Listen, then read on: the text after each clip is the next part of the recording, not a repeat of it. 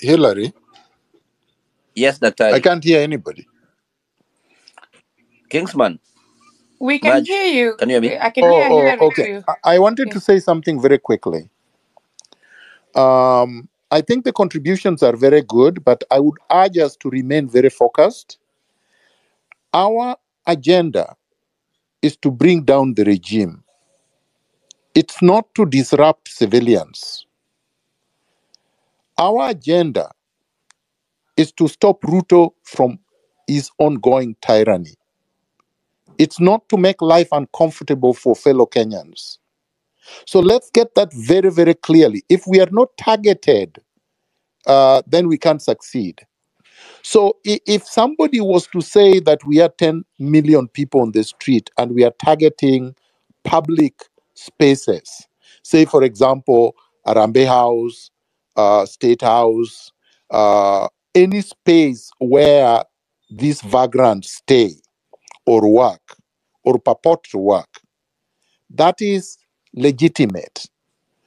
But I would be very careful about occupying a hospital that would be there to treat those that they have abused and assaulted and injured.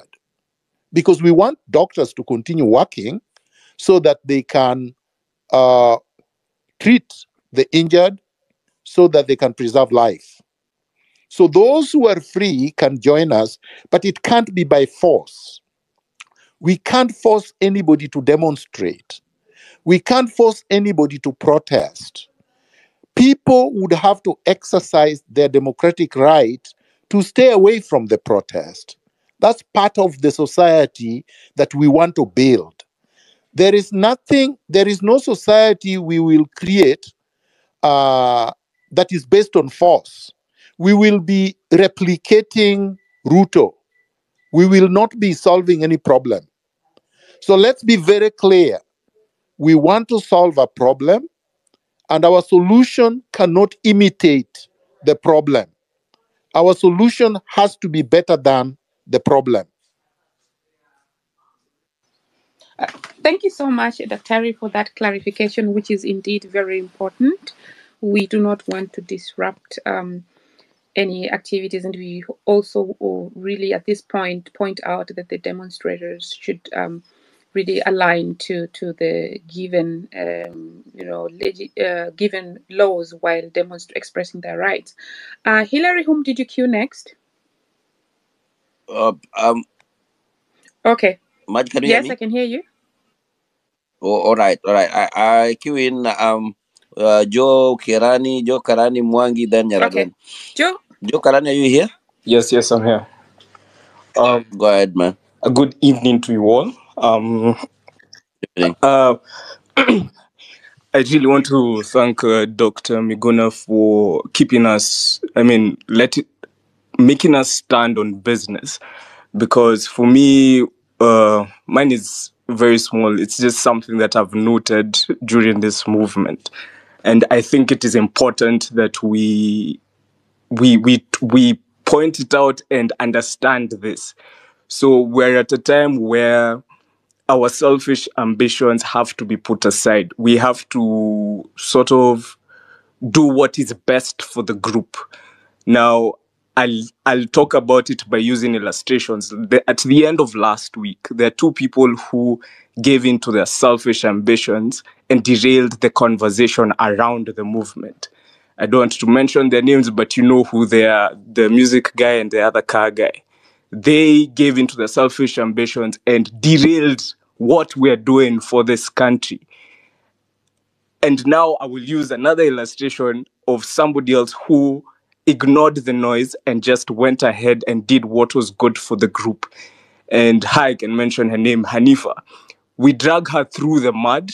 We said all sorts of things about her, but she stayed on business and did what she had planned for that day, which was go to each and every injured Shuja or somebody, all the ones who had passed and had been killed by this Ruto regime and take care of them. By the end of the day, we were already talking about the entire conversation around that whole thing was how Hanifa had managed to do what NHIF had has tried to do and failed, then they're even creating something new, and it's going to still fail. So we need to really think in everything that you do, everything that you say, that tweet you're tweeting. Tomorrow when you're going out, be your brothers and sisters' keeper. Remember, just do what is good for the group and put away your selfish ambitions, because I don't want another situation where we're divided and conquered, because I fear Ruto winning, and this man cannot win. You guys saw him yesterday in that interview. Oh my God. He cannot win, and we cannot let him win.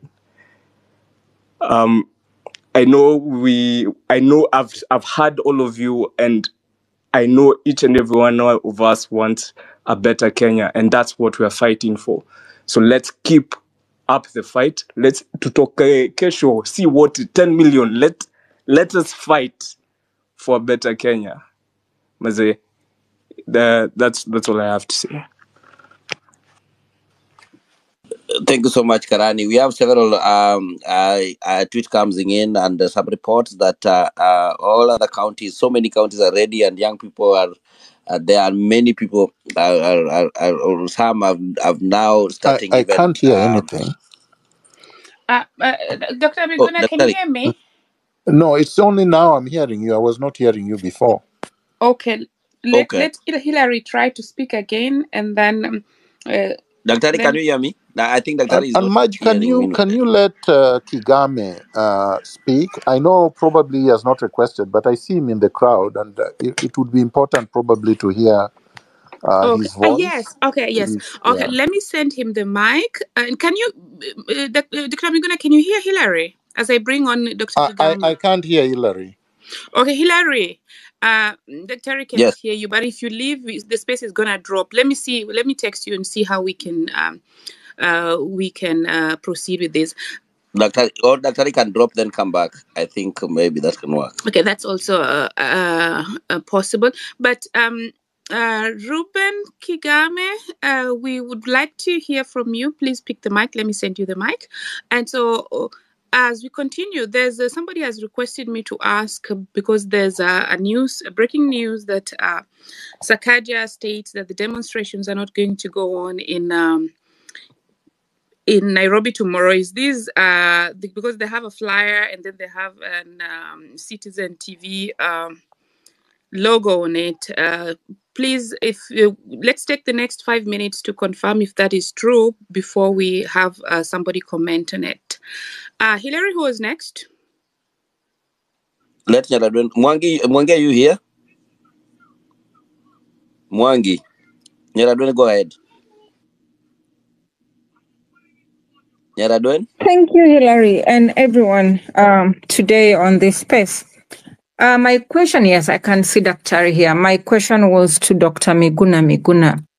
Dr. I'm happy we are with you today.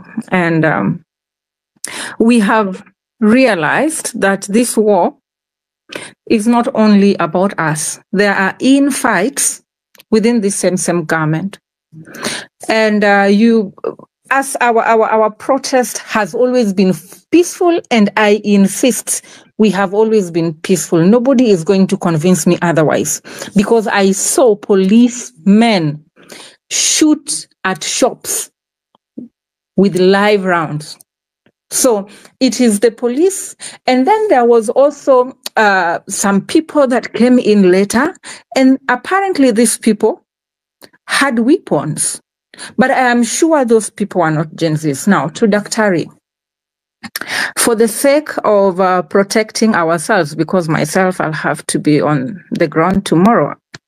For the sake of protecting ourselves and our young people, there is this infight that is going on between the president and his deputy, and also other people involved. I don't know. And you realize there are chances that maybe these other people, civilians with crude weapons, are sponsored. Right now, I'm seeing something going around on the social media. During 2023 finance bill or cost of living protest, they called themselves Nairobi Business Community. Today, they're calling themselves Nairobi Youth Business Community. And these are the same people who unleash war on I call it war on innocent citizens.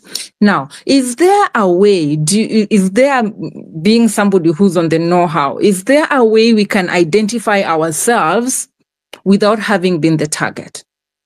Dr. Thank you. I'll drop my speaker so you can have somebody else. Thank you. Yeah, please go on.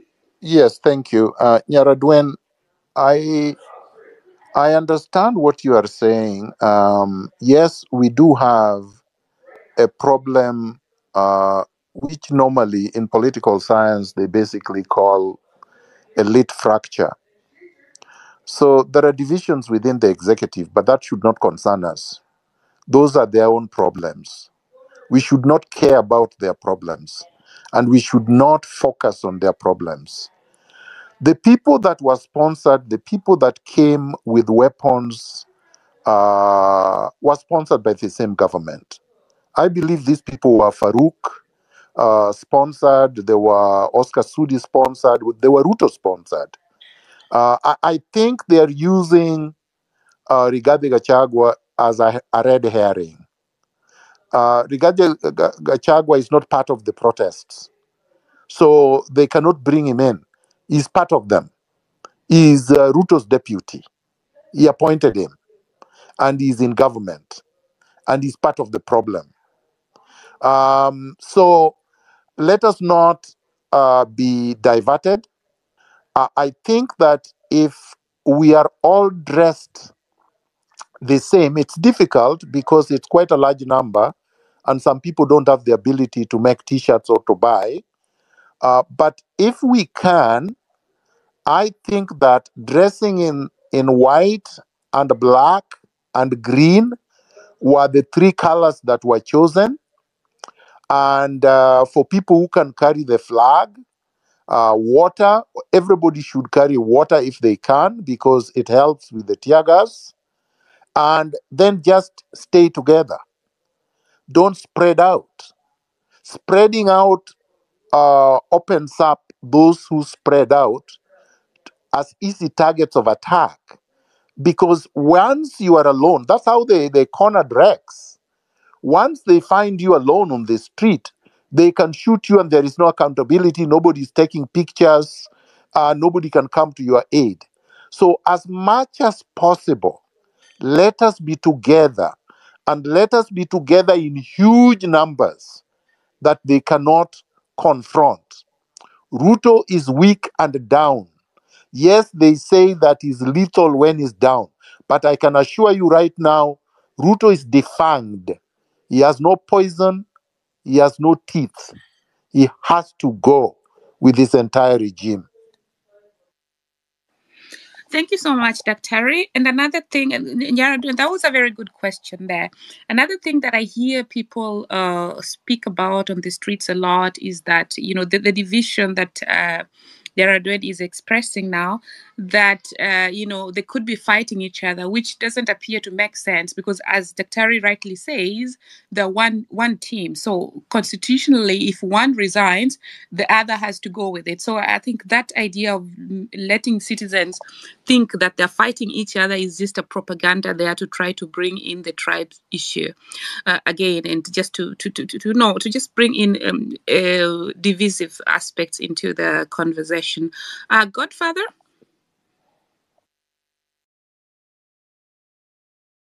Godfather, Thank you, Madge. Thank you, Hillary, Madge, the co-host, Kingsman, and our key speaker, the General, Dr. Miguna, the speakers that have already given their views so far, as well as those who are going to give, and our honorable listeners. This is a very important conversation, and I just wanted to retaliate that this is the week, and as the General stated, the only option is to march forward to put more pressure, to apply pressure so that we can have the government go home in entirety. So we are trying to look into that. But as we look at that, the issues that are coming up, and these will be playing at on the ground tomorrow, are the magic of numbers. How then do we stick together if the tear gas comes? Nyaragden will be, for instance, will be on the ground. Tear gas may likely disperse the populace. So is there any scientific way of trying to control the crowd so that they remain in numbers, so that we can try to reduce the numbers of the fatalities and the injured by the police? Because that is something that is still a concern, as much as we must march forward. That is the first part. The second part: how can we document the atrocities that are being committed by the police? Because eventually we need to hold them accountable after the fact. Because we've seen, for instance, yesterday's interview of Ruto, Mr. Ruto, in our State House. He doesn't seem to understand what's going on. He seems to be living in a different world altogether. He doesn't have the empathy, even, when we talk about a child has been shot over 7 times or 8 times. His response is, isn't he alive? These are some of the issues we're looking at. So, we are looking at someone who we must get out of power by all means possible.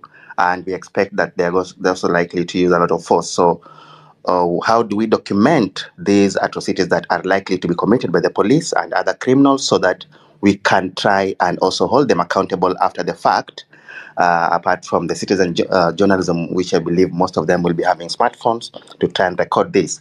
But we see them, they have the advantage of having the CCTV cameras to try and get the looters. But how do we also hold them accountable moving forward? Thank you. Thank you, Maj. Thank you so much, Godfather. Kingsman, go. Maj, maybe just to contribute on the issue that is going around about the rift between the president and his deputy.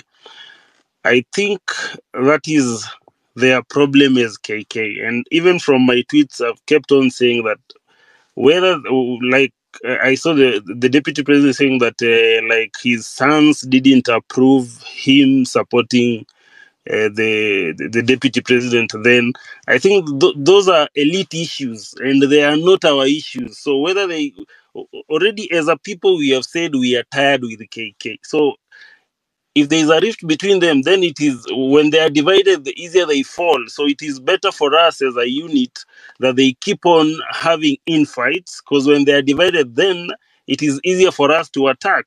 So for me, let's not give airtime to this, because it's just a diversionary tactic that they are trying to. I don't think if these two, they know a lot about each other that they cannot let go at this point in time.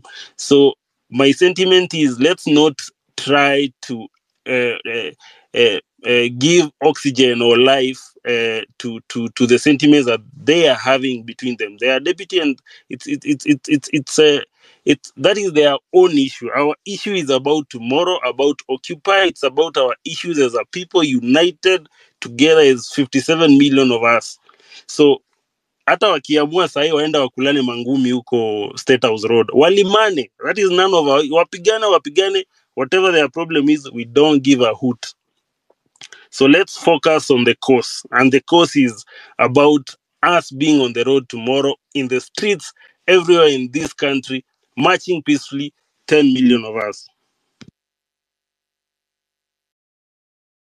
Thank you, Kingsman. Thank you so much. Frederick, go ahead. Frederick, then young adults, then Deborah, on that order. Good evening, good morning, good afternoon to host and the host and our guest speaker. Mine goes to the general. The citizens are not rebellious and they are not armed, but they have a second layer of safety net, which is courts. And courts have given direct court orders that police should not use tear gas, should not abduct people, but they continue doing so. As citizens, or as the courts, what should now the courts do, or judges do, to ensure that citizens are protected? Because these orders are given, no one takes them seriously, they are just treated as paper. So what should citizens do? Because there are no arms for them. Should now courts pronounce themselves and say that now also we are downing our tools so that they can be able to protect citizens, to ensure that these court orders have some effect? Thank you. So I can answer that if you allow me. Go ahead, Dr. Hillary, Yeah, Mike, tell him to go ahead. can you I hear think he's me? not. Is everybody hearing me? Daktari, go ahead. Daktari, go ahead. Okay, Can you so proceed? Yeah. the short answer, my friend, I start with the last question. The short answer is the courts don't have the power to enforce their own orders because their orders are supposed to be enforced by the police, the same police that are using tear gas, that are assaulting, that are maiming, that are abducting, that are torturing and killing innocent Kenyans. If you recall, in not so long a time, I had 35 court orders saying I was a Kenyan, I should be allowed to be in my own country, my house should not have been destroyed, I should not have been removed. They never obeyed them for 5 years. So don't think that the animal has changed. This wild beast is still the same one. The same Koome that was heading the Nairobi police is now the IG of police of Kenya. Most of the abductors and assaulters and torturers are now both in uniform and in civilian clothing, which means that we go back to what we were saying from yesterday, and I've been saying consistently on my part for years now. The power is in our hands. Ultimately, we have resorted back to the default, which is clause 1 of the Constitution. The sovereignty is now vested in us, and it's up to us to enforce all the laws that should have been enforced by the police. But of course, we don't have weapons, and we are doing so peacefully. And that's all we have to continue doing.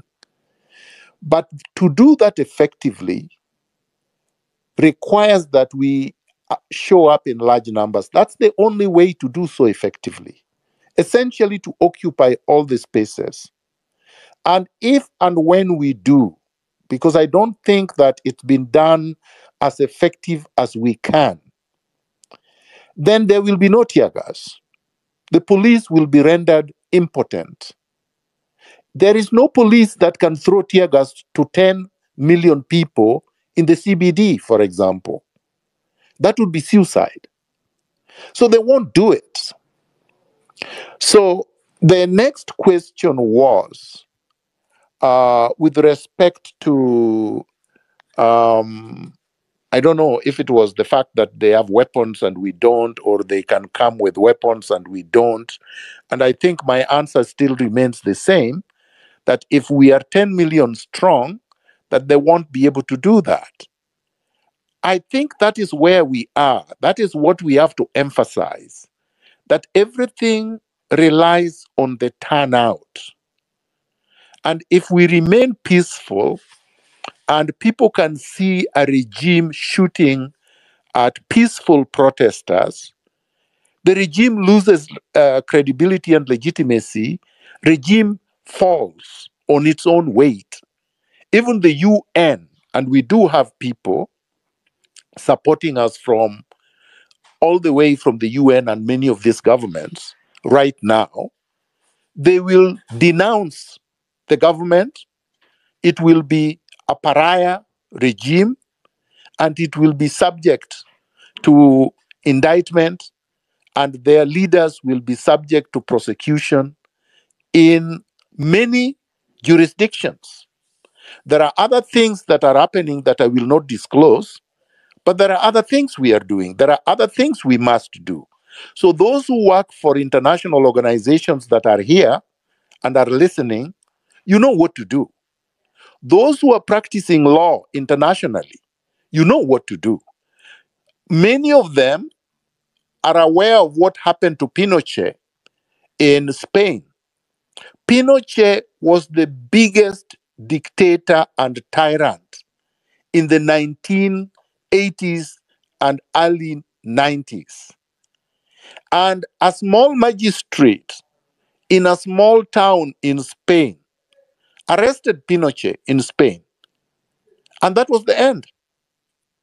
So don't think that Ruto is above the law internationally. He is not, and he knows that. And we are going to deal with him perpendicularly both in Kenya and abroad. Be assured of that. We are not resting, we are not sleeping, and we will not let him go free. We brought down Moi, and he had to accept to bring multipartyism after 24 years. What is Ruto with less than 2 years? So there should be no fear. Some of us don't fear Ruto. I have to disclose, because this I did not disclose yesterday. I have spoken with Ruto myself 4 separate times about tracking, locating, and repatriating money that was stolen by Uhuru Kenyatta and stashed abroad. Because some of us have traced the money, we know where the money is. We know how much it is. And I have told them, this money is more than enough to wipe out the debt that you are complaining about and put Kenya on a trajectory of becoming a first world. And William Ruto has never reverted back to me. He told me once to put it in writing, and I did, and he never responded. So this is not a person we can give a pass. This is not a person we can excuse anymore. Instead of overtaxing Kenyans, we have told him what the solution is. We know where the money is. We know it is in its trillions. We know what the debt of Kenya is. We know this money is capable of wiping the debt and developing Kenya, and you don't have to tax anyone. Not to the level that he's trying to do. And he has refused to do it. Instead, he goes behind our back, cuts deals with people like Matiang'i so that he gets his cut, so that he can bank it in Dubai and other places. We know what they are doing. So I want us to be very, very clear. William Ruto is not capable of being reformed. Thank you. Daktari, on that same note, I've had a problem about this thing called odious debt. We are being told we owe trillions of billions in terms of dollars. That is like external debt from IMF, from I don't know where. Is it possible we audit everything and then we know the real debt that has been used in development? Because I understand our constitution says that a debt, an external debt, should only be used for development projects, only and only then. There's a Eurobond that came in and it never got to Nairobi. We do not know the whereabouts of that money. I saw the interest mature the other day. I think they paid around 165 billion not long ago. So when we are able to do this, and now Ruto is out of the equation, Daktari, can we get this IMF and everyone, and even ask them if you know the Kenyan constitution, because ignorance is not a defense before a court of law. But if they knew, my brother, to cut the long story short, let us not put the cart before the horse. Right now, we should focus on mobilizing and making sure people are safe. And I have said safety is in our numbers. Before we deal with the details of auditing the debt, you will not be able to get the records and be able to record competently until they're out of power. So our agenda right now is to remove Ruto. Then we can do all those other things. Because they have not disclosed this information in a credible manner. For example, they are saying they paid debt, this amount, this amount. Have you seen the evidence of payment of debt? No, we haven't. They have not published it. They have not shown us the transactions. Another thing is, there is money that they have been collecting from, let's say, unclaimed assets. People who just stole money and they are unclaimed. or money that have been repatriated from people that stole, let's say, Chicken Gate. This guy's, the money was supposed to have been returned from London, England. We have not seen any evidence of that money, where it went, or even this money that EACC says it keeps recouping or recovering from thieves, or cutting deals and saying that they have gotten 100 or 200, 235 million or whatever, and they have recovered from this or that person. We have not seen any record of any of that. So there is a lot of issues, but we don't want to be lost in all those details. We have to be focused on the superstructure. The superstructure is the dissolution of government, and then the process of reconstituting a new dispensation, a new state, a new republic, so that we can start afresh. Kenya is not an independent state. Kenya is still a colonial state, and Ruto is a puppet of the West. Everything he does on behalf of Washington first and foremost, then London, then the other capitals. Kenya comes, if at all, in the footnotes. You saw it when he spoke yesterday. He couldn't even acknowledge 8 bullets on a miner. He couldn't acknowledge the boy who was killed in Rongai for no reason. He couldn't even acknowledge that. He couldn't acknowledge 24 bodies at the morgue that the Kenya National Commission of Human Rights confirmed they have seen. He got into an argument over that, then got personal with Linus Kaikai over an issue that we know is so personal, and it involves a woman in the 1980s, 1990s. Ruto is not a leader.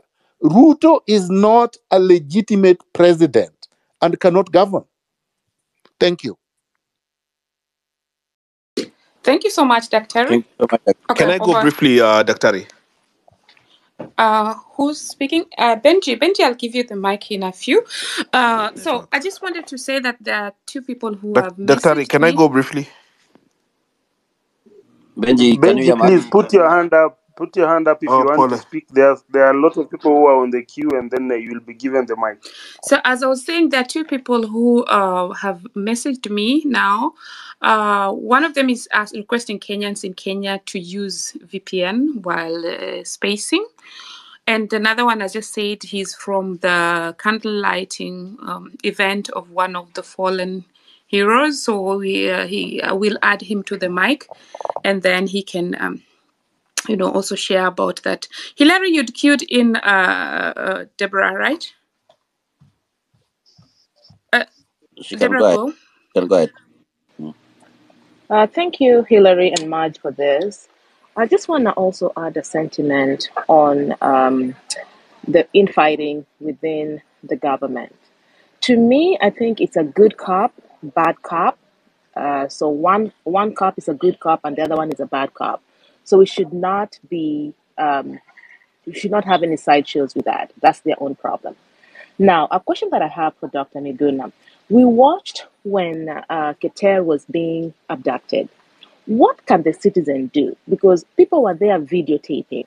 There were cars also there. Could also citizens stop this arrest? You jam, when they have the car, all the citizens jam and say you cannot do this.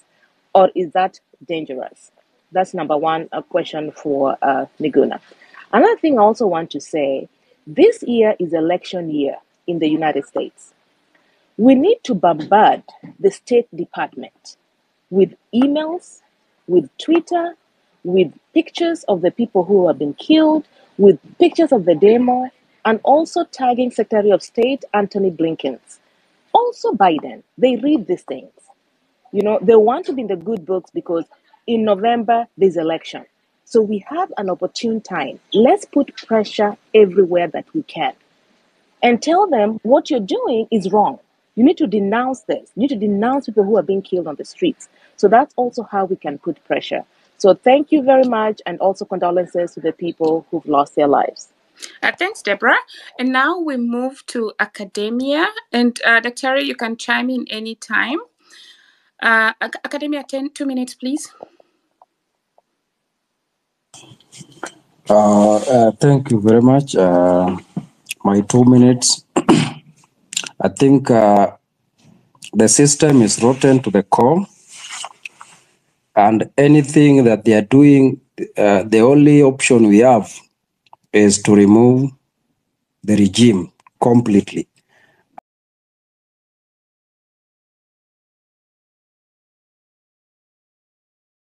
And thereafter, we can have a new system that state that can protect or can work in the interest of the common man or the interest of the country. So I think that's the most important thing. Secondly, I urge people to turn in large numbers. As Dr. Miguna said,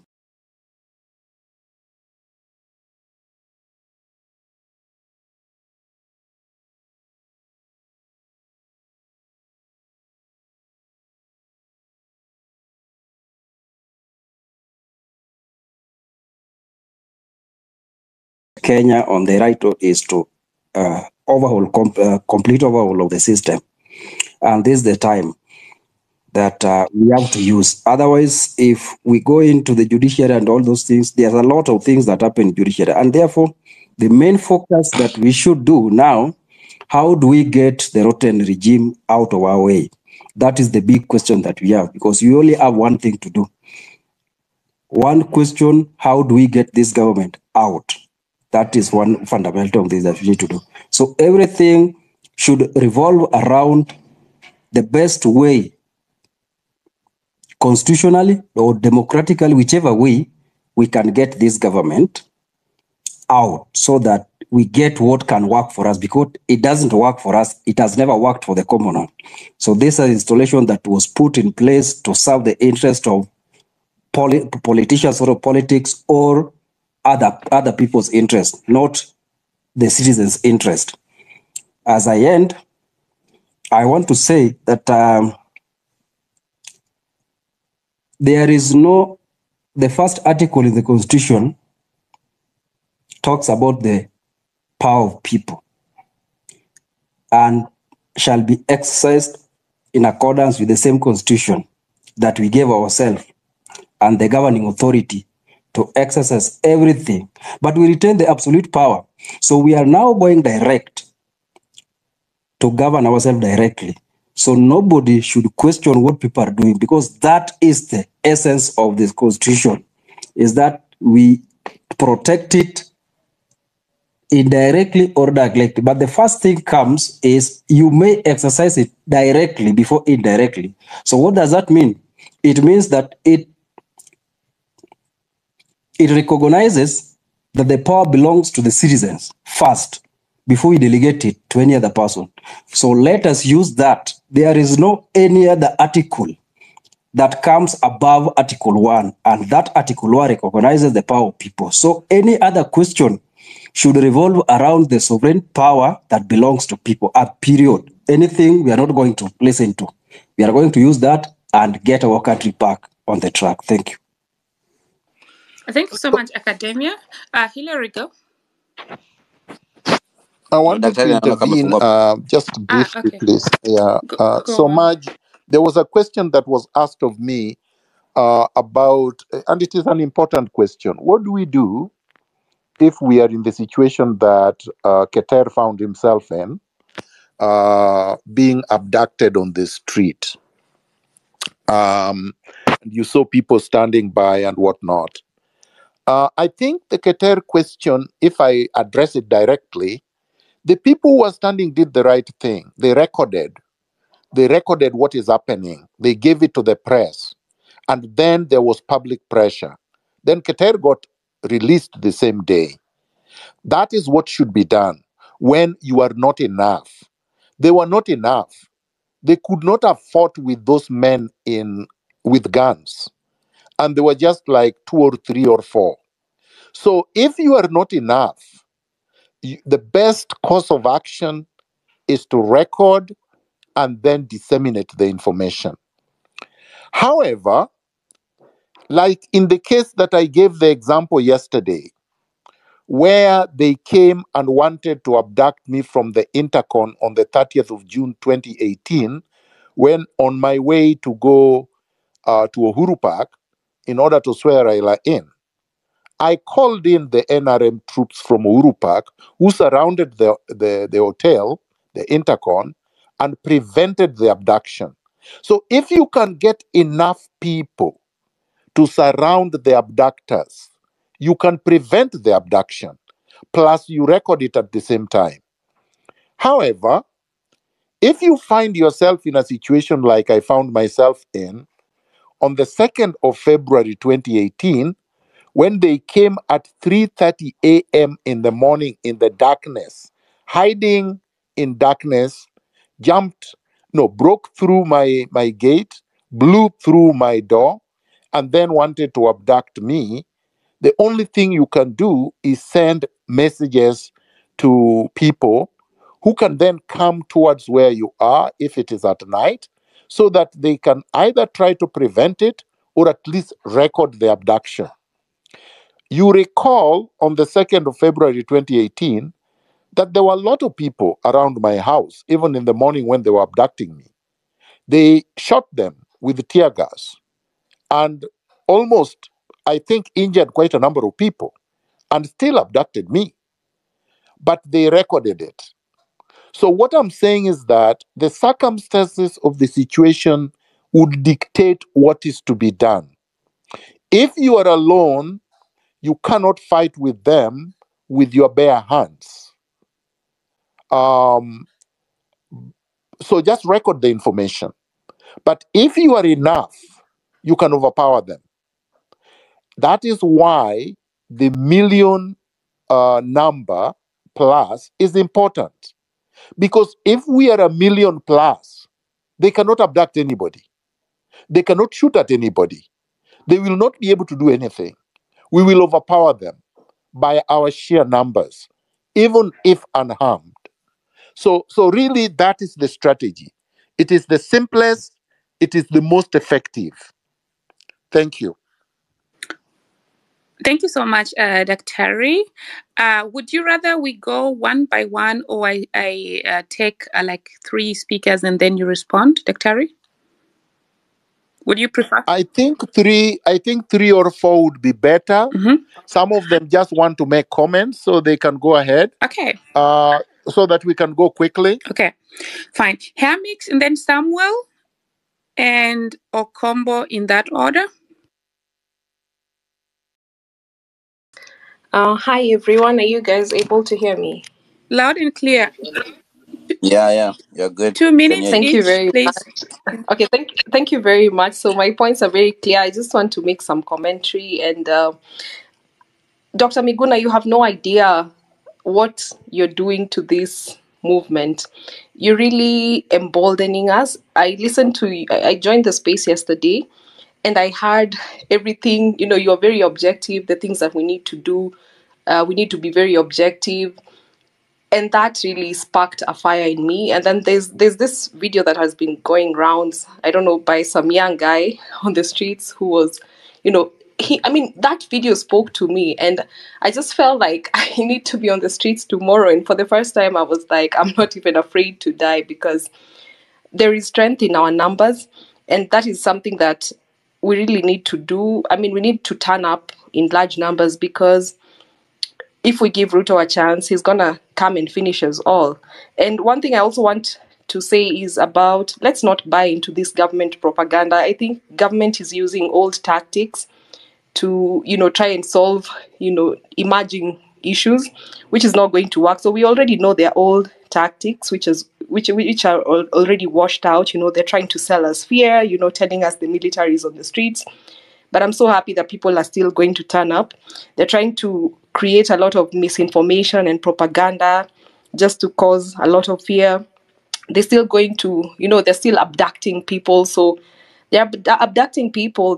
You see what they did to Gabby, they did to Shadi. These are people who are very vocal, who, like Gabriel Oguda kept us very entertained on the internet, but we haven't seen him. But you see, these were, you know, the Twitter giants, but at the same time, just because they're not vocal at this time, there's other people who've come up.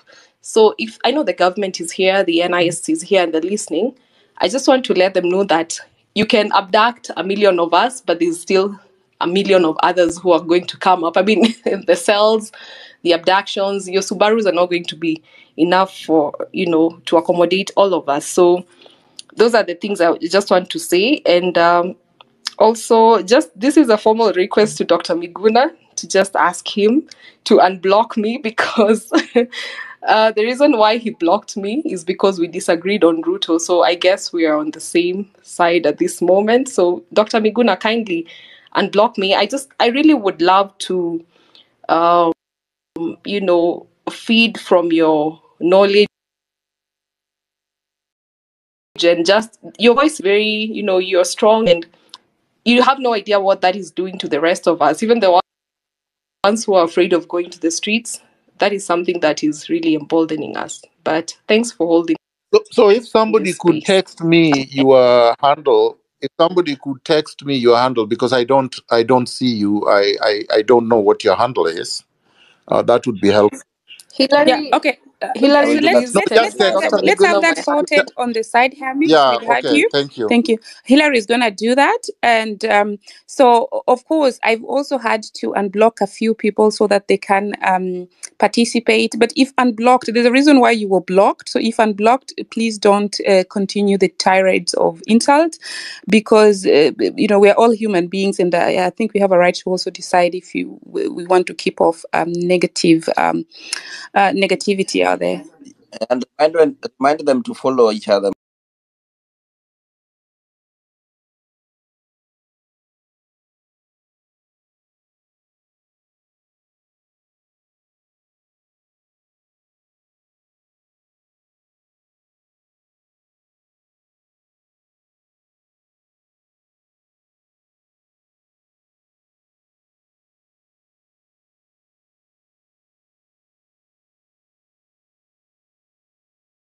Remind them to follow each other. Yes. I think Hi, Maj. Benji also wanted to speak. I think you should allow him to speak. Yes, I cannot see him. Okay, I tried okay. to text him. I cannot see him. Nelson, speak as I try to get Benji on. All right. Mine is not a question because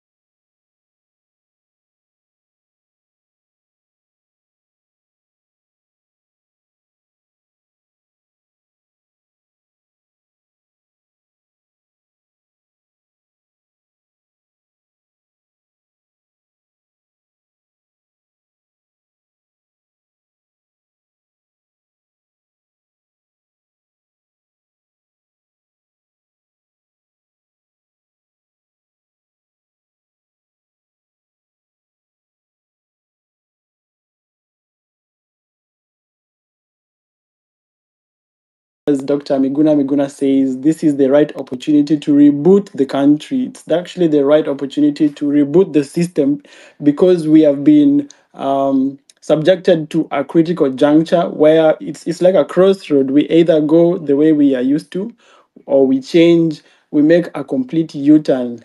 And the whole country is ready for that. It's exactly what we saw in other countries when they had this exact moment, like what we have today. So it's very important for us to seize this moment and to actually change our entire system and lead our country to prosperity so that Africa can, you know, we can lead Africa and Africa can follow suit. Also, what I wanted to say is that those people who are fearing that Ruto will shoot people like he has been ordering, like we saw the ex-military guy shooting at protesters at parliament. I just want to tell you that this small push that we have made in the last 2 weeks has made Ruto to be so scared. He withdrew the finance bill. He withdrew the land amendment bill. He has said on record yesterday that he will withdraw the funding to the wives of Kinam Davadi and those first ladies and all that. Only this pressure has made this change that we have seen. Though it's small, but you can see that what we are doing is not something that is going to waste. So even as we go towards Ruto must go, just know that it's gonna happen. And this critical juncture is not an isolated case. It is something that has happened in different countries around the world. And so the countries that they took it in the right way, they actually changed, and it changed their history completely, and they became first world countries. So I just want to encourage everyone. And do not think that just because we are in the diaspora, that's why we are beating the drums of war. No, it's because we have, we love our country. Like for me, I'm in Europe. Every day I walk in the streets, I see how the roads are made, even in the villages, the systems are working. And I'm like, why can't we be like this?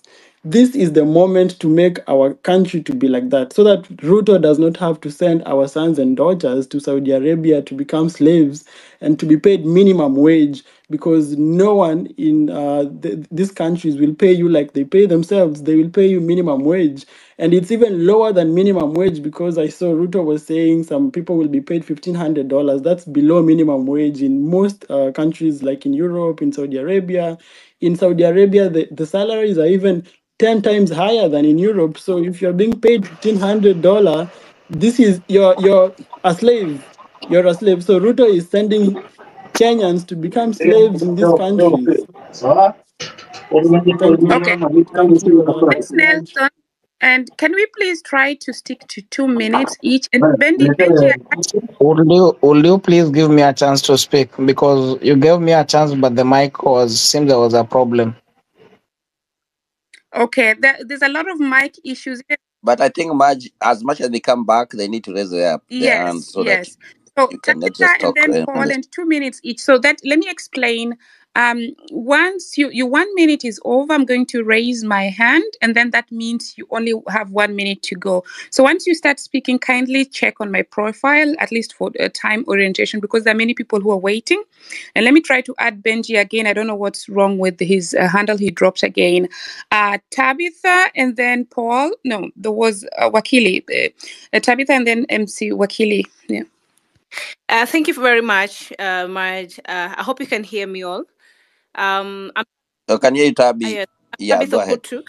I come from Sia County. I am so happy that at such a point we are having a conversation that is creating change and is going to create impact in what you like to see in terms of governance and how things should run in Kenya. I have a question to Dr. Miguna. On Thursday last week, I was preparing to host a summit for the youth in Sia County.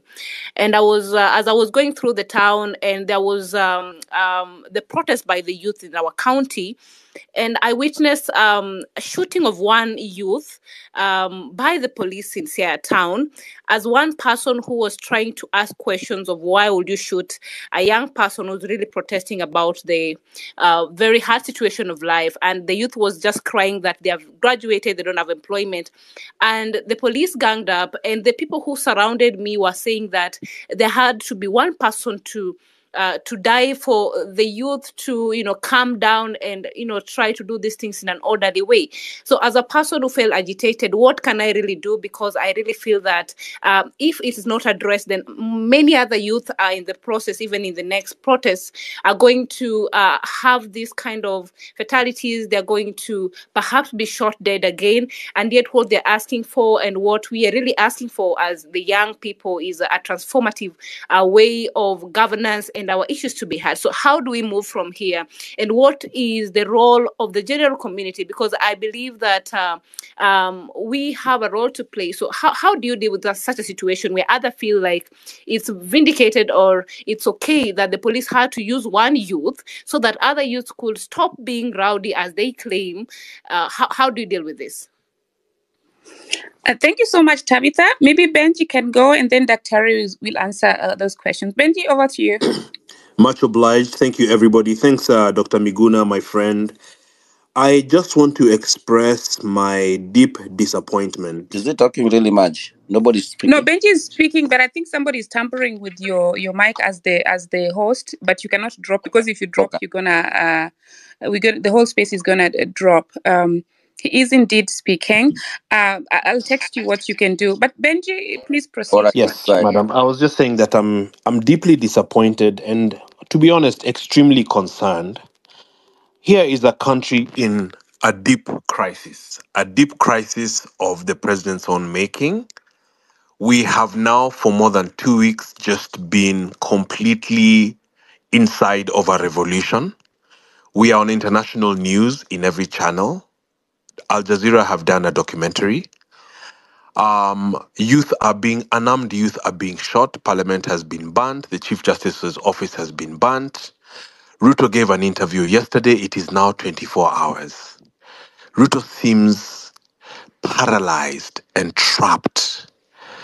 I don't understand what his problem is, because it is obvious even to a child that from the beginning we had issues at vetting of the cabinet, at selection of such nominated parliamentarians as Karen Nyamu.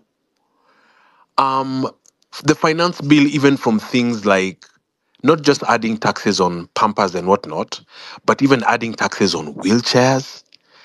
You know, Ruto pretty much doubled the price of gasoline. The G2G model was actually my initial suggestion at TV47. I just don't understand. Is Ruto under siege himself? Because 24 hours later, he's literally unable to say, okay, Njuguna Ndungu drafted this thing. We obviously have issues with Milika Linturi because of the fertilizer, etc., etc., etc. What is the problem? Why can't he do anything at all? Maybe Miguna can help. And I'm sure Dr. Miguna will explain that this is impunity. But especially for those of us who supported him, because this was not the agreement. This is not why we helped the deputy president then. So this is just a concern I wanted to express. And then secondly, the behavior of the police. And maybe if I could just, I'm able to get a lot of, sourcing and whatnot. So it's very difficult now to massacre Kenyans. So this is actually, last week was the safest, to take an action and to get, a proper regime change in effect. It's very difficult to massacre. The Pope has called, the UN has written, Anthony Blinken has written. This is like everything he had cultivated on this image has just been lost overnight. So to massacre is very difficult. Maybe lastly, the last concern I would like to especially express to constitutional lawyers like Miguna and just people who are active citizens out here like myself and others, Cheretich and whatnot, is if he goes, which it looks like he will, let us really have a strong voice to avoid confusion, to avoid opportunism. Because what happened in Sudan, then you have a transitional, task force of sorts, then it fights with itself, then the military has to take it, then the military starts having divisions, etc. So let's put some thought into that so that then the transitional instrument gives us an opportunity to start afresh. We have problems at every level, but the good news is that they're solvable problems. Those of us who've been activists for a long time, we've been talking this language for years. Miguna's been talking this language for years, certainly myself. You can just go and search tweets and see. And so just to see the whole country on this page, and I have a Somali neighbor who's in the demos tomorrow. Actually, let me put it this way: I don't know anyone who is not going to demonstrations, and it just feels like we're living in another world. And the president brought this upon himself. He is still, I don't know. I mean, is he under siege? What is he waiting for? It's just unbelievable. But let's keep being the voices of reason. Fear has no factor in really anything. I mean, someone just dies once. And a successful country, as the guys in diaspora are saying, you travel out and you see, and you live out there and you see what highways look like, and what a city council looks like, and what a governor should be like, what a senator should be. And then you run into someone like Kimani Kuria and all these guys. I mean, Moses Kuria asked us, Chimba Kisima Yako, when they are adding fuel. This is unforgivable. This is unforgivable. And so some of us were really happy that finally Kenyans are angry enough and we cannot all be dismissed as keyboard warriors. Thanks and God bless everybody. God bless Kenya. Thank you. Thanks so much, Benji. I think Dr. will take over. Kingsman, not unless you want to say something briefly before it. Yeah, I just wanted to put something across what was Benji was asking. I think Benji Daktari has already said that. You see, we've already rolled. So the aim here is first to get this person out of. He needs to go, and I think today we are exercising our power directly as a people. If you see on the comment side, we've put on Article 1 of our Constitution, and then they have said that there are two ways in which we can exercise our power as the people. That is through the elected members, that is the national government and then the county government. And then we can also exercise our power directly. So that is the course. I believe all of us are on the same page. So first of all is tomorrow we're exercising our power as a people, legally, constitutionally, to ensure that Ruto goes. After Ruto goes, then these other things will just come later. As someone said earlier, we are on a juncture moment. This is an historical moment. These are 1963, 1964 moment. Yeah, thank you very much.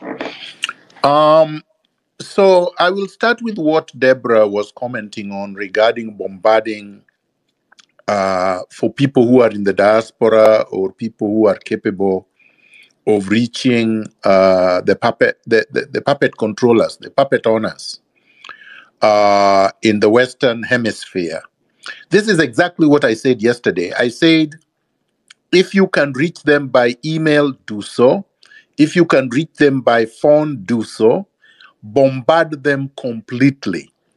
And as I said earlier today, if you are capable of drafting petitions or drafting any instrument for purposes of bringing them and also Ruto to account anywhere in the world, go ahead and do so. We encourage you strongly to do so. It's quite effective. If you are capable of picketing or demonstrating for those who are in the diaspora in Washington and other places, do so. Make sure the world hears you. To my friend Benji, the problem is Ruto. The problem is not his advisors. The problem are not his employees or anybody else. There was a time I spoke with a friend of his and a confidant of his. And I asked, what is the problem? Why would Ruto hire this kind of people? Why would Ruto hire Mithika Linturi or Aisha Jumwa or Moses Kuria or any of these dunderheads that would not be able to write their names on a foolscap? Some of them are so drunk 24 hours that they wouldn't be able to do anything, even in the offices. And the guy told me, I asked him the same question, particularly when he appointed so-and-so. I'm not going to say the name, but the appointment was so ridiculous. And Ruto looked up to him and told him, first of all, who appointed you my advisor?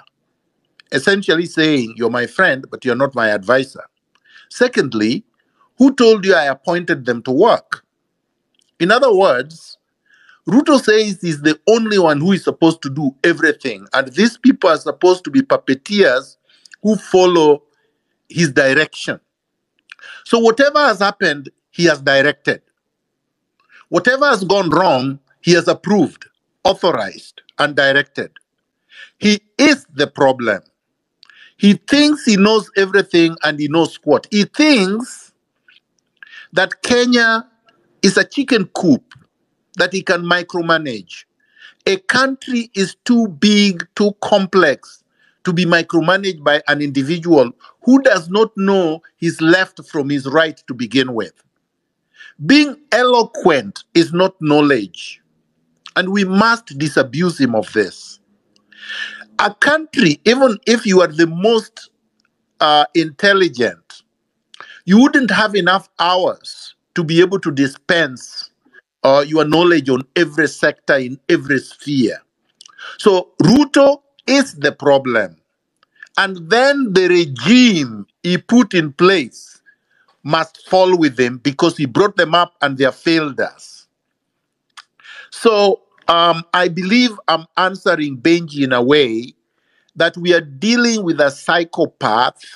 We are dealing with I wouldn't even call him a demagogue. He's worse than a demagogue.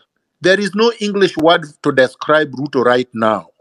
He has metamorphosed into something too dangerous, too complicated to be understood even by Ruto himself, as we could see when he was being interviewed. So we are past redemption. We are into reconstruction, replacement, and punishment. Unless he decides on his own just to go into exile, in which case we can also bring him back. But as it is right now, he should resign, apologize to the Kenyan people, and maybe we may forgive him after he has brought back all the money that he has looted. But there should be no reverse gear. We are moving forward. Ruto has violated so many provisions of the Constitution, starting with the Chapter 6, integrity. The integrity provisions have been peed on and defecated on. And there is nothing that we are going to do about it unless we remove him. And he's not capable of cleaning himself. So the scandals are too many to enumerate. They happen every day, and it is almost as if he does it so that you wouldn't know where to start. Because would you really start with the fake fertilizer? Or would you start with the scandal about edible oils? Or would you start with the housing levy? Or would you start with the 700 million for every infrastructural development, 700 billion for every infrastructural development that they have so that they can steal? Or should we start with Farouk and his thugs, or Oscar Sudi? What is it? There are too many to enumerate. His foreign policy is in complete chaos. He's the only African leader supporting the genocide in Palestine. Like, that's just not forgivable. He's the only one supporting the genocide in Sudan. He supports Hemdet, who leads the Janjaweeds in Sudan, because Hemdet gives him access to the gold deposits in Sudan. I mean, we can go on and on. Ruto is irredeemable.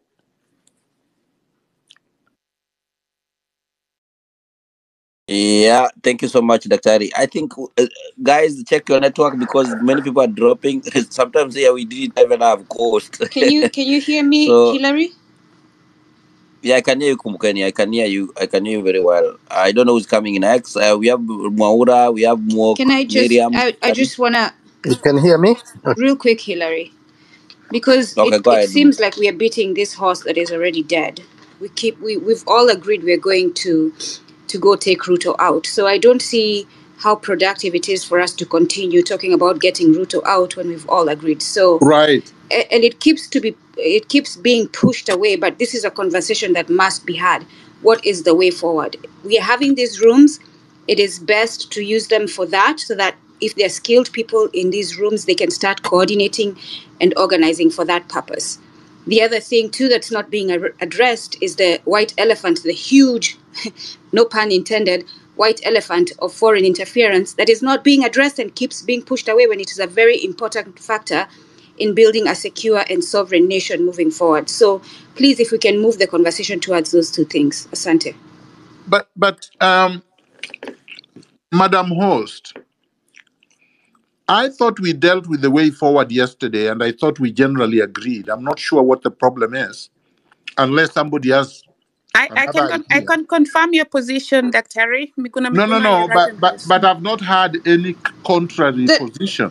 Then let's have a briefing of it. Why don't we have a briefing for those who didn't hear? Because clearly I didn't hear it. Let's have a briefing. What hurts in us having a briefing? Were you here yesterday? I didn't hear way forward yesterday. There was a comprehensive way forward yesterday, and it's even on my X handle. Really, if we are going to go back on what we discussed yesterday, we will not be able to move ahead. So here is my question. Let me finish. Okay. I've published a 2-page document, which is on my handle, summarizing what we discussed yesterday. I understand that, but it still does not address the issue of foreign interference. I have listened to you. I have read it. It's still not addressing that. In fact, we continue to talk about let's do protests. Let's force these foreign entities to. These foreign entities are intentionally doing this to us. So there's no going to ask. No. I think you are taking us back. Let me address I'm not. once and for all today. Hold on. Please, Madge. No. With all due respect, thank you, Hillary, for taking charge. Let us not divert. If you want to talk about foreign interference completely, we can have a space for that. Miguna was invited for this, and let's keep to the topic. I know that there are people who have different agendas, and they want to push them at all costs. This is not the place for it. Create a space, invite us, we're going to come to discuss that topic, in accordance to our priorities also. That was an issue that was also raised here yesterday. Dr. Miguna talked about it. And yesterday, the space was exclusively about the way forward, which Dr. Miguna actually intensively explained and has, as he says now, also put up documentation. If you have other agendas to all the speakers here that you want to fuel, please go ahead. It's a free world. Just don't do it in this space. Madge. Yes. Madge, let me put that question to rest. And I'm sorry we have to do it, but we're going to do some of these things over and over again. You're not going to address foreign intervention or foreign interference if you're not in charge of your government. If the foreigners have captured your government and it becomes their puppet, the only recourse you have as an intelligent human being is to replace the puppet. You're not going to be able to deal with a foreigner you have no access to that is interfering with a third party you have control over. You deal with the agent or your employee you have control over. You fire him or her. And that's what we are doing.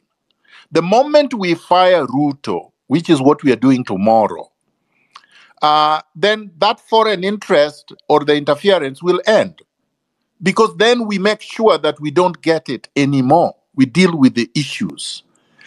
The logistics of dealing with management of our foreign affairs or dealing with affairs of state will be dealt with by the National Transitional Authority together with the public and everybody else. So let's not get into these other side issues. The main issue is removing Ruto. The logistics of doing that people can present on the table. How do we get to the CBD, for example? That's a good question. Where do we congregate? What do we chant? Do we go to State House? These are things that people can talk about. How about people in other places like Mombasa, Malindi, Mandera? Which spheres, which public spaces should we occupy? These are things we can discuss and agree on. Yes, they will pour the police there, but if we are there in our numbers, the police will not be able to do anything. Thank you much.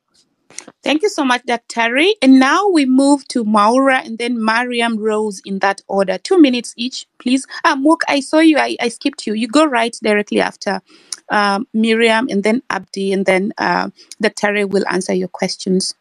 Over to you, Maura. Okay, thank you, Maj. Thank you for the space and thank you, Henry. I just have one question to Dr. It is somehow a constitutional question. Now, I knew before the 2010 constitution came into place, the president could dissolve the parliament, that he could fire the vice president, but that one is no longer possible in the new constitution. Now, Dr. Miguna, does the current constitution of 2010 envision a situation whereby, like now, we want to remove Ruto, and then he has to resign, and his government has to resign?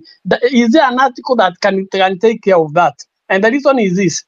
If now tomorrow, if Ruto gets the heat too much and he resigns, what happens next? Who dissolve the parliament, the cabinet? The cabinet he can dissolve, but who dissolve the parliament and the governors and such? And what does the constitution say about that? Can you try to clear that to clear that one for me, Dr. Miguna? Because I know about the old constitution, but for this one, I don't know whether that's a situation. The constitution revision is such a situation. Thank you, Dr. I'll jump in quickly. Okay. Clause 1 of the Constitution gives the citizens of Kenya power to take power and exercise it directly from their elected representatives, whom they have donated power to under the Constitution. So, which means the people can say Ruto and his entire government are fired and they should tender in their resignation. Or they can say you have deemed that they have already resigned when you occupy these public spaces and say nothing will go on, there will be no government until they vacate your offices. Those are our offices. State House is ours, not Ruto's. Arambe House is ours, not Ruto's. All government offices belong to the people, and we can tell them to leave, which is what we plan to do tomorrow. And that is done under Clause 1 of the Constitution. Thank you. Thank you so much, Dr. Miriam, over to you. Thank you for the opportunity. So I have 3 things. One, I wanted to just make an observation. It's something I felt. It's a feeling I had when I was in these spaces this evening, and there was a lot of energy. I'm very empathic. There's a lot of agitation and restlessness, but it's in our favor, I should say. I think I actually strongly believe we shall win. We don't until 2027. Ruto and the system will be overturned.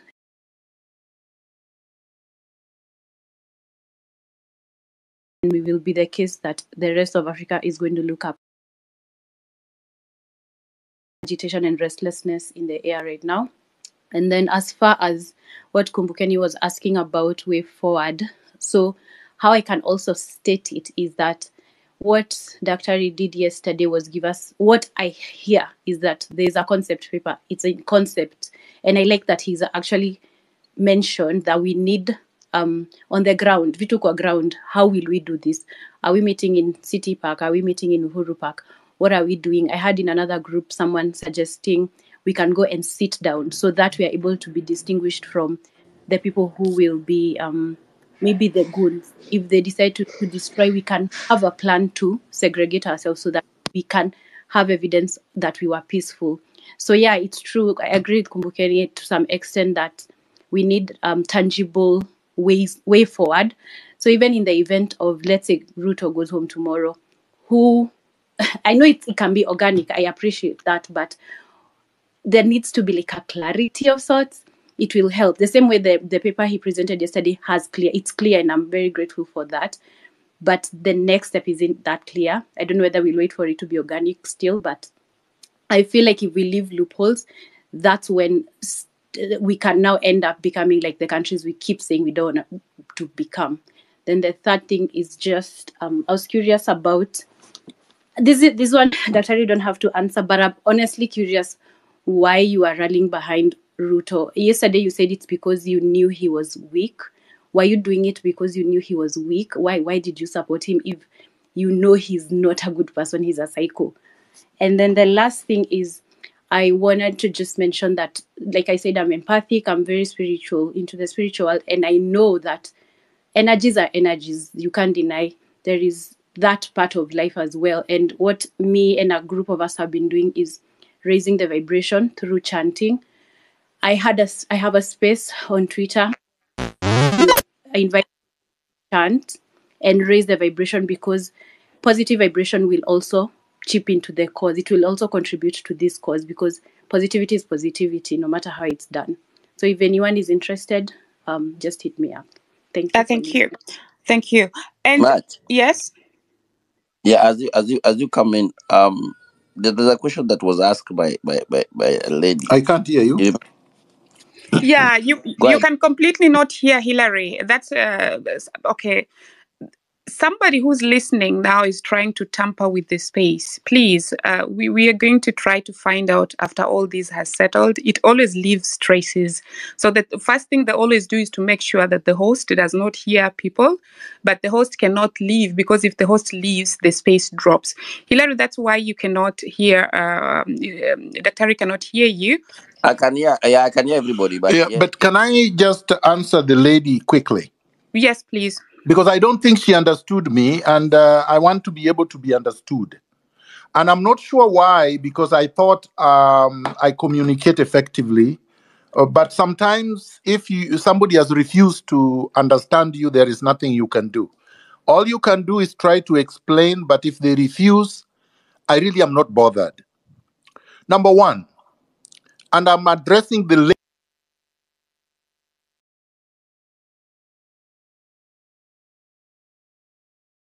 Dr. has now dropped. Hillary, kindly check on him. I just saw him drop. So, but as I put in the other person, in the next person to speak, he dropped while he was speaking. So it's not like he really, let's see how he comes back. Hillary, can you please check with him?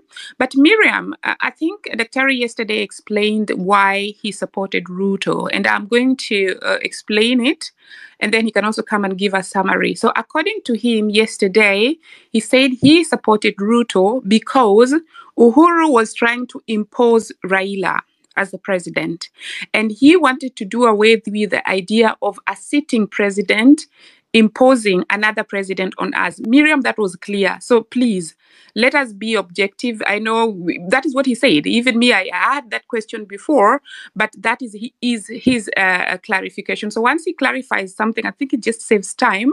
When the things is clarified, we don't put him through answering again.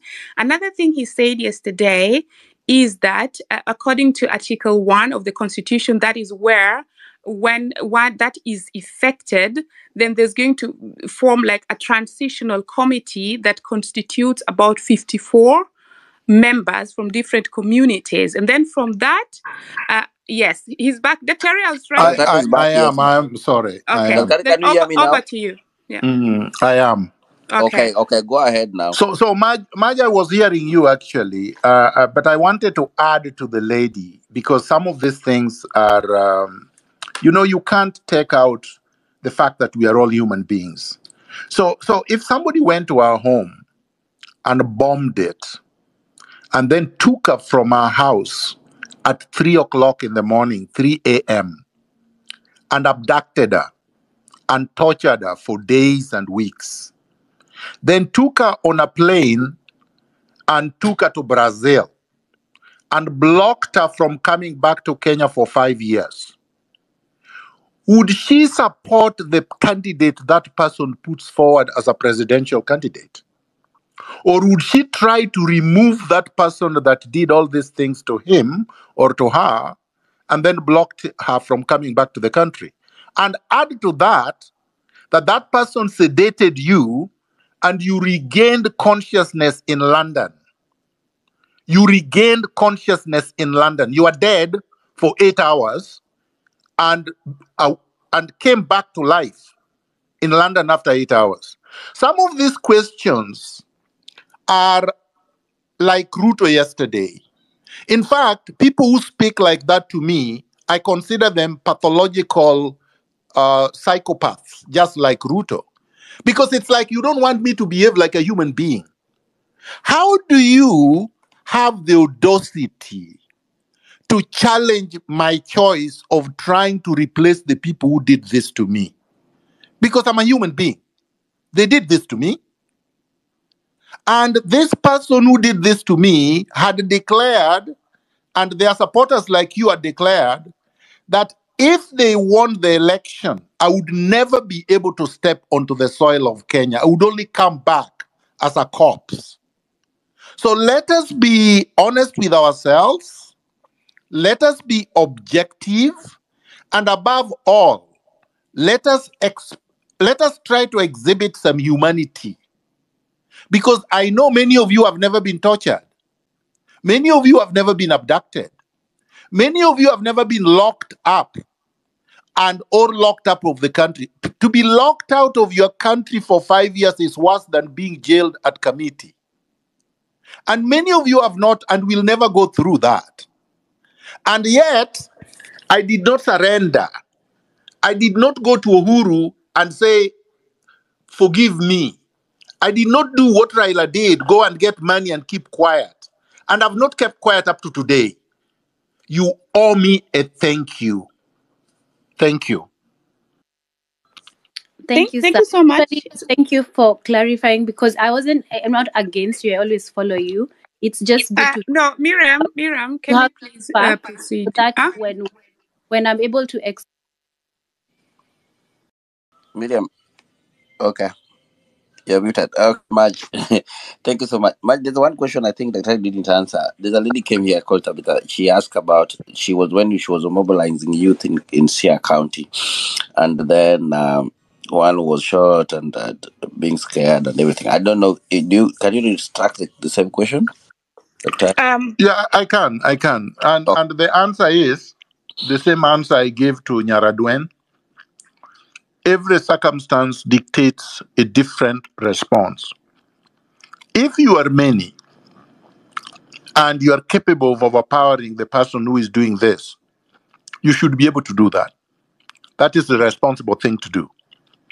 If you are few and you have no capacity to stop the person, record the person, let us expose the person, let us unleash our youth on that person.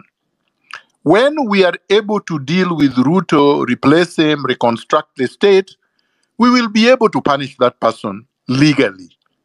But for now, those are the only things that we can do for now. Thank you, Dr. Guys, when you get to the mic, only 2 minutes so that at least we can consider the over 100 people who need the mic. I'd queued in Mook, but please, I'd forgotten MC Wakili and Paul. So they go first and then you come in as number 3. MC Wakili? Thank you very much. My senior Miguna, thank you so much for sharing your sentiments. I appreciate. And of course, my condolences go to my fellow comrades and the families who are bereaved and those who are in hospital. I wish them a quick recovery. On my end, I must register my support to the Gen Z and, of course, the rest of us who have been in the forefront fighting and exercising our rights under Article 37 and now under Article 1. And I concur and agree with my senior Dr. Miguna that we are, under Article 1, we have the power for us to exercise governance directly. And I think for me, I would want to really rally our support. I have been on the streets myself. And one thing that I want to urge us, even as we focus on going back again tomorrow is that let's continue doing what we've been doing. Guys have been live all through. Information is power. These demonstrations have been unique in that I saw a lot of people online, and they were online all through. Use that and make sure that we broadcast this. Let's empower ourselves. Our forefathers, our grandfathers fought. The Mau Mau fought the white. They fought the resistance, and they were able to succeed. But unfortunately, the one who took power are not the Mau Maus. The Mau Maus are still suffering. We are on the streets and we are fighting. It's only us who should be on that seat. Let's not give up. We can't let this go. We have to push and push and push. So I'm here to rally on all of us. We need all hands on deck. The professionals, all of us, even I myself will have matters tomorrow. I don't want to appear in those matters. I want to be on the streets with the rest of us who are branded criminals to fight. This is our chance. Let's go for it. But thank you. Viva Sante. Thanks so much for keeping the time. Paul, over to you. Hello, can you hear me? Loud and clear. Yeah, I had this question for Miguna. So basically, my question was, okay, what other strategies can you employ apart from other strategies of protest that can be employed? Since you know very well, I think yes, the protests can definitely get Ruto out, but as he explained, as he has explained about the type of person that he is, I think there has to be more strategies of protest that have to be employed. And what other strategies does he think that can be employed apart from just normal occupying different areas, public spaces and stuff like that? Because let's look at it in a scenario whereby he can just decide that, okay, you guys can occupy the space, maybe do whatever he does, people go back home, and then probably you can't, how can that be sustained over a certain period of time in a sense whereby it's very effective? So I think there should be other strategies that can be employed. So what are those strategies that does he think, apart from the normal protests that we're doing where people walk, that can be employed in order to be more effective? Thank you so much. Maj, Yes, if I please could. go. Yeah. You see, we've come up with our strategy, and the Gen Zs have done the strategy. They've gone onto the streets and occupied it, and it's been effective. It's worked. It's worked since the French Revolution. It's worked over different epochs in different countries. So if you have a strategy, put it on the table. We have a strategy that is working, and you are saying that there could be other strategies that could work. Yeah, so we are going to. Somebody is interfering again. I've muted the person. Kindly proceed.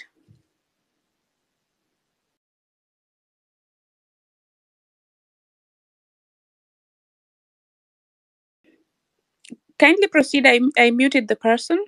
Dr. I'm saying this is the strategy that we have. This is the strategy that has worked over the centuries in different countries, different continents. This is the strategy that has worked in Kenya since 2 weeks ago.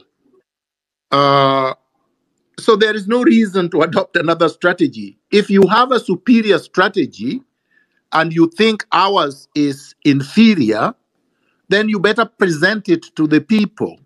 Ours is working. Present yours. Thank you.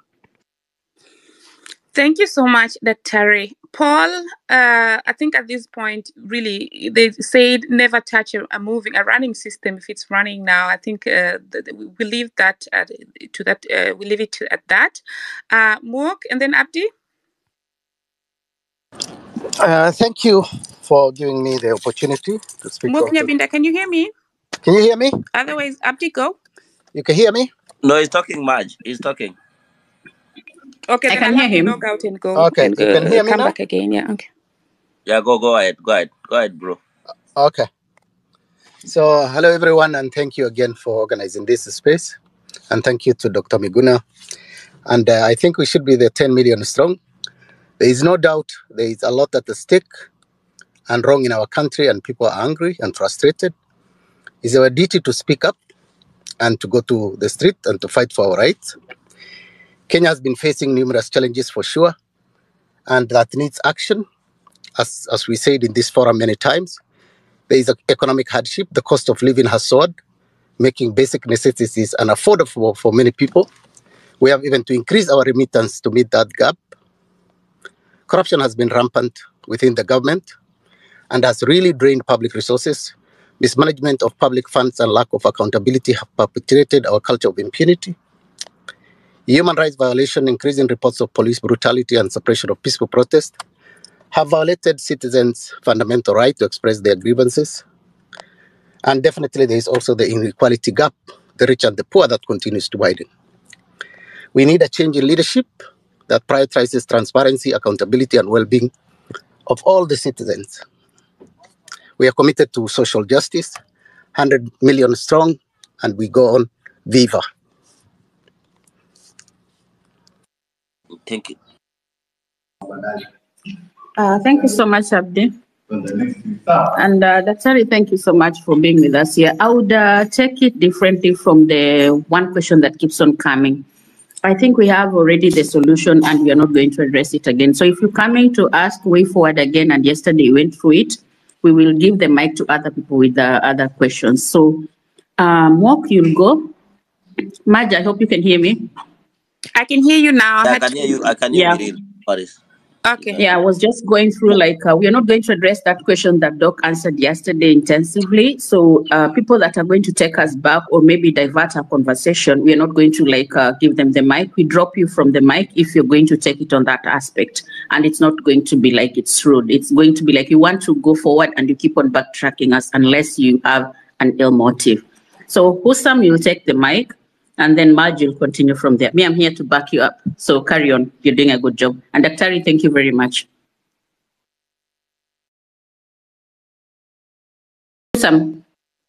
Yes, thank you, Daktari, for being here with us today. We really appreciate your time. Hillary, for hosting the space, and the co-host also. Now, mine is just very briefly to thank you, Daktari, for giving and guiding us with a very clear and concise method and way forward.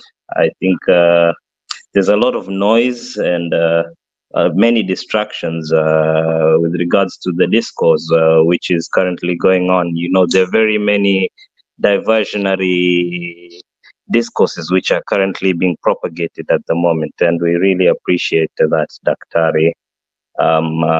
Daktari, my other question, possibly if you can guide us also, is in the peripheral towns, in towns like other towns like Mombasa, which are not where the parliament is not domiciled in. What is the most advisable course of action for the small towns and which are not the capital? What can we do? Just briefly, if you can guide us on that. And Santeni Sana, if everybody can turn up tomorrow, I'd like to wish all Kenyans very happy Mandamano, and condolences to everybody who has lost their relatives and to our foreign comrades. Back to you. Maj, thank you very much. Let me be brief. I think Kenyans have done us proud in the last 2 weeks. They have held protests everywhere. Protests have been held. I have videos of even little children who probably are not even 10, singing in the villages, Ruto must go, Ruto must go. So it's caught fire and it's everywhere. Let's make it that way. Those in Mombasa know where to congregate and protest in the loudest terms possible so that they can be heard. And we let it be organic the way that it's been. They will choose where to go, where to hold protests, how to hold the protests, and then they will go and come back. If possible, if it was possible logistically, the most effective way would have been to occupy one place in the CBD and not leave for the entire period until Ruto falls. And then this becomes a big celebration and more people come. More people can even come from upcountry. But we leave it to the Gen Zs on the ground to decide whether that is what they are going to do or they are going to do it one day at a time. We are not going to prescribe anything because they have said we are leaderless, they are leaderless, they are structureless, they are tribeless. And so far, it has worked like magic. So if it is working, you don't interfere with it. Thank you. Thank you so much. Thank you so much, Dr. Okay. Sorry, Madge. Let me just add something on to Hussam. That's all right. That's all right. Over to you. Yeah, there's something, Hussam, is going on around from the bloggers. They are trying to claim that Mombasa is giving each and every demonstrator 1,000. It's a wrong narrative. If you're in this space and you've seen that, it's a lie. Hussam, you know how Mombasa is working, and I don't see anybody that has actually sponsored any demonstrator. So if you see that kind of post, just write it fake. There's nobody that is funding. There's no tribal the way it is going, no leader, and that's it. So keep that spirit, and tomorrow, one team strong, a million strong. Carry on, Madge.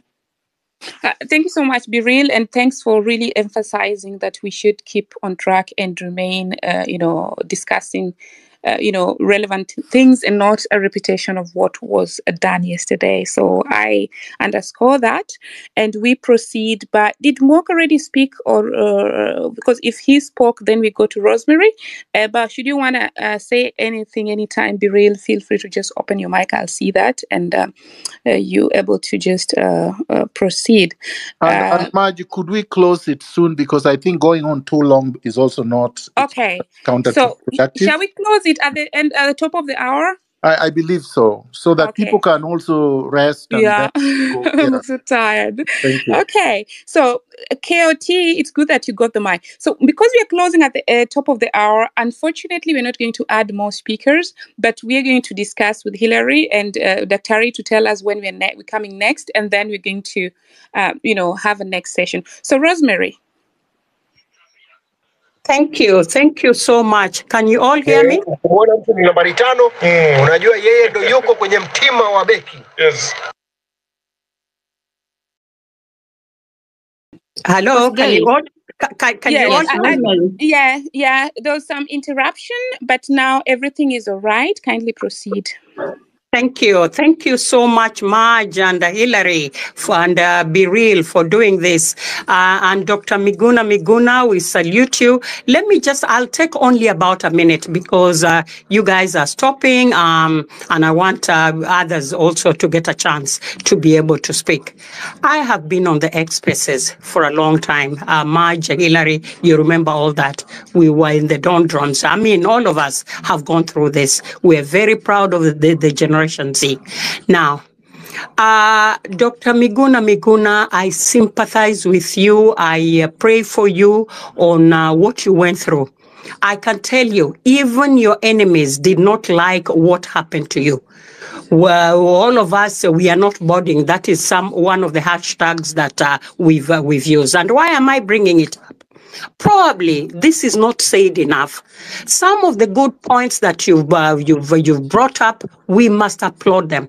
But some of the negativity that you've also brought up, we must also say.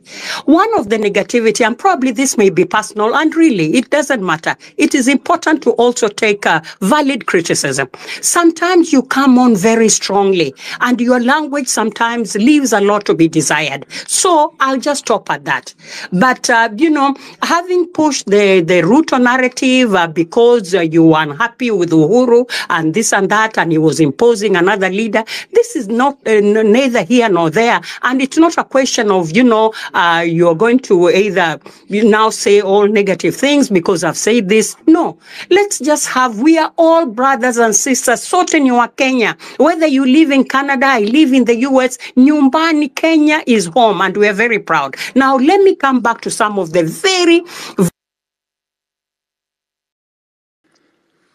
I think we lost Rosemary there. But now next is KOT. KOT, go on. You are at a you attended a very important event today. Please proceed. Okay, thank you. I hope everybody can hear me clearly. Yeah, loud and clear. And thanks for representing on the ground. Okay, fine. My real name is Marvin Mabonga, and I like to introduce myself with my official name. Is KOT speaking currently. And today at around 8 p.m., we gathered at Kahawa Wendani stage to remember and honor our fallen comrade by the name Mike. Just a few days ago, Mike had buried his father, but only to face an ultimate death from a police bullet in Nakuru. So, because we gathered there, and of course, Mike was not just a friend or a brother to us. He was a warrior fighting for the freedom and rights for our country. Of course, his commitment to justice and his unwavering courage serves as an inspiration, because on that day in Nakuru, Mike has been working here in. Move a little closer to the mic, please. I'm saying that on last week when he was protesting in Nakuru, Mike was shot dead and he received 3 bullets where he couldn't make it to the hospital. He was pronounced dead.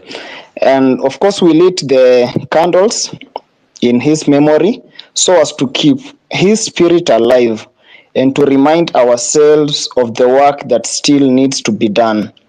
His sacrifice, of course, will not go in vain. And at the moment, as the Gen Z, we say that may his soul rest in peace. So aside from what we have done in Kahawa and Dani, I tried to reach out to a few members who knows where Mike was from, and I've been trying so much to reach out to Akina Hanifa, who promised to actually help in contribution of funeral and all the plans. Unfortunately, they don't have their contacts and they cannot access them on social media because probably they have a lot of.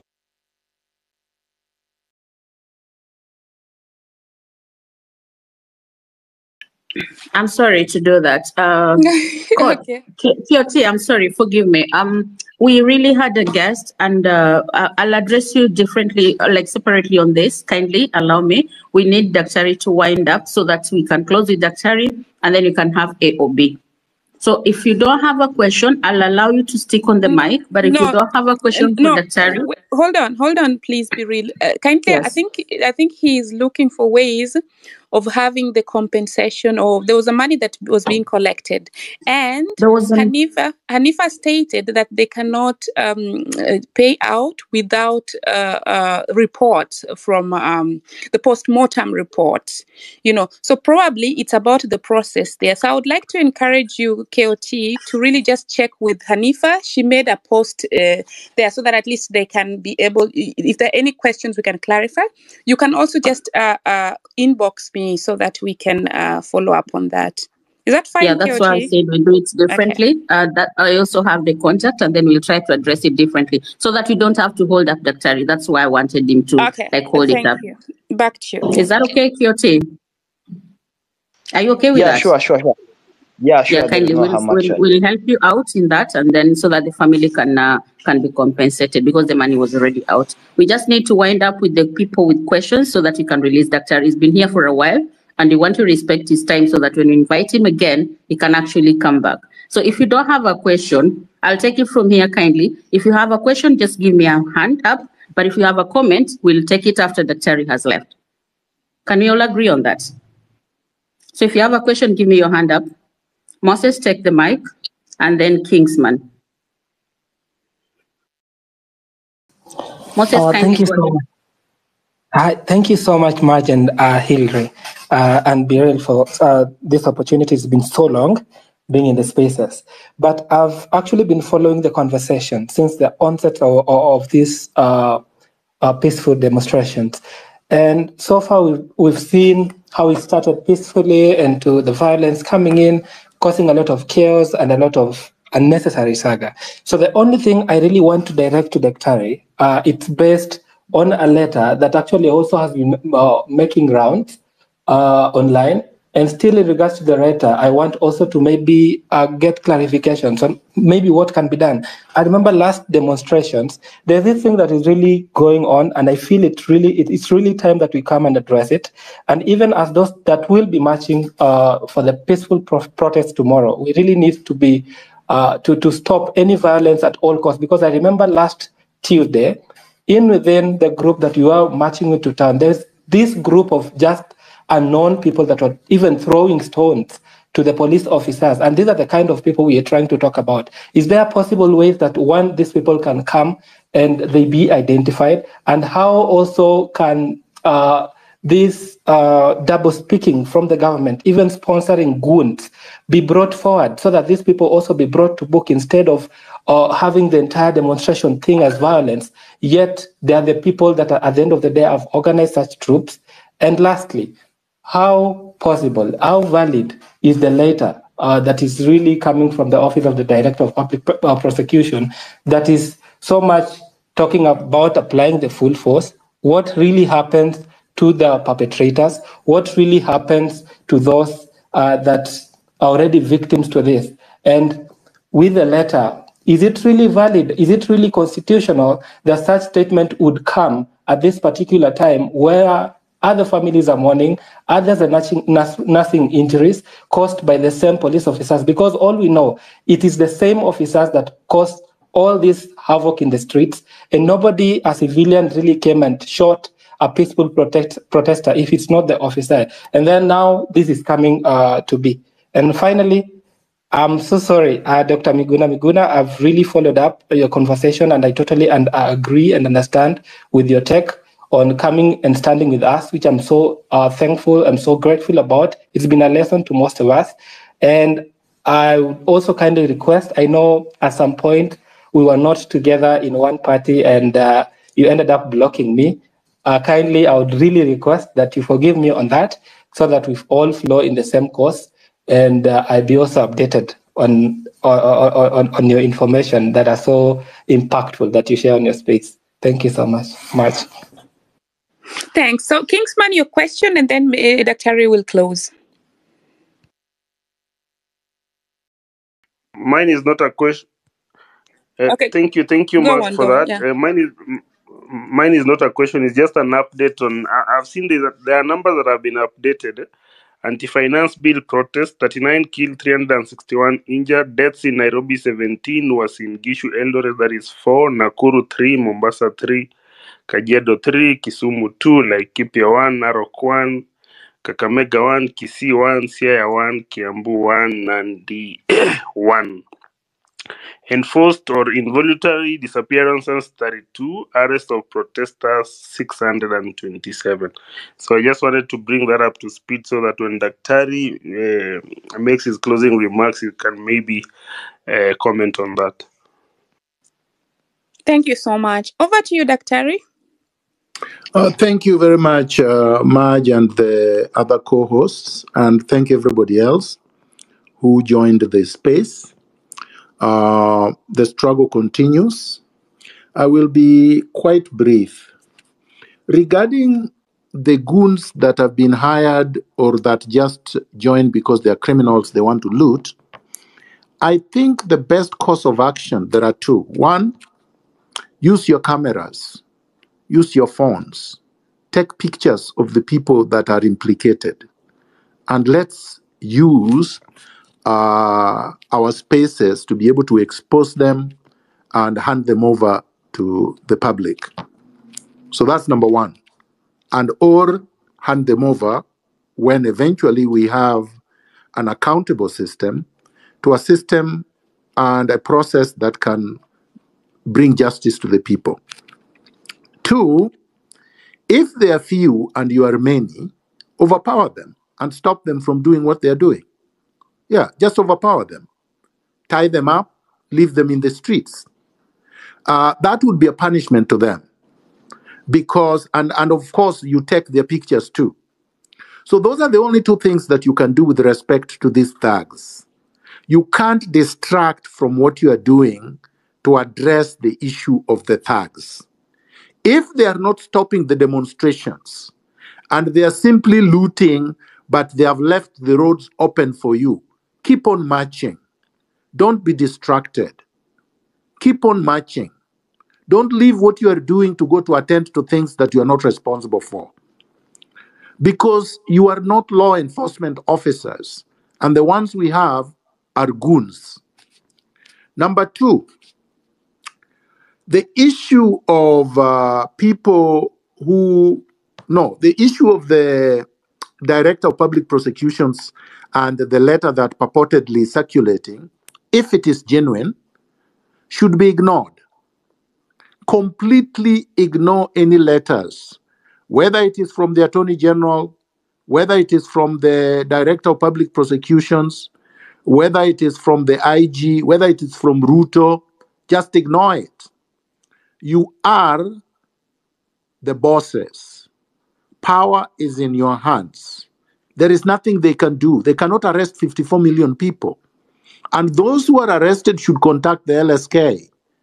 I am glad that the president of the LSK, Ms. Odhiambo, has been very active, very supportive of the popular revolution, and has had hundreds of advocates there to assist anyone that needs assistance in court.